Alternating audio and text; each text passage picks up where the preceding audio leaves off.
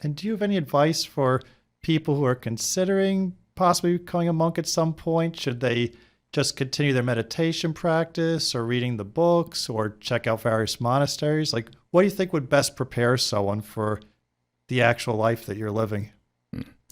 So what I would say is that most people who get into Buddhism and who have practiced enough time, they tend to think about the possibility of ordaining. I think it's a very common thing. But in reality, most people end up not ordaining, and most of the people who are ordained don't stay ordained for life. They disrobe, and it's made that way. It's not a lifetime vow.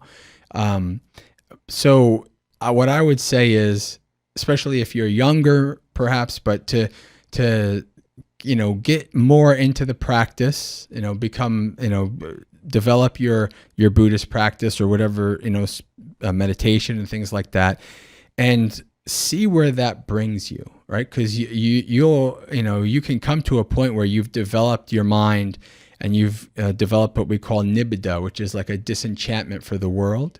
It's not a hatred for the world. It's not like I hate people and I hate the world and everybody should just die and now I'm going to be a monk. It's not that. It's like I was saying before, so he's like, this is all good, but it's not that great. I think there's something better, right? And then that kind of like is a push for you to move forward. So to developing that is very important to a successful monastic life.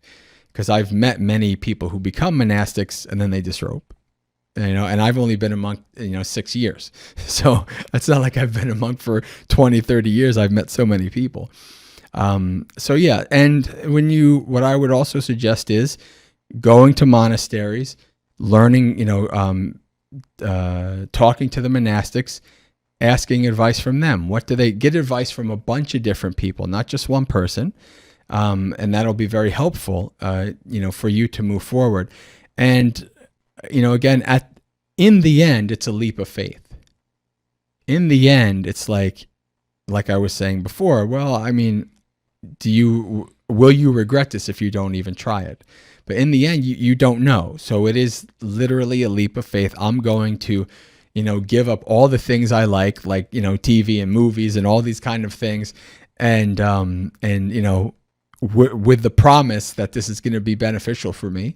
And so it's a leap of faith, and you take it and you see how it lasts. And if it's something that's good for you and you want to stay in it, you stay. And if not, you leave.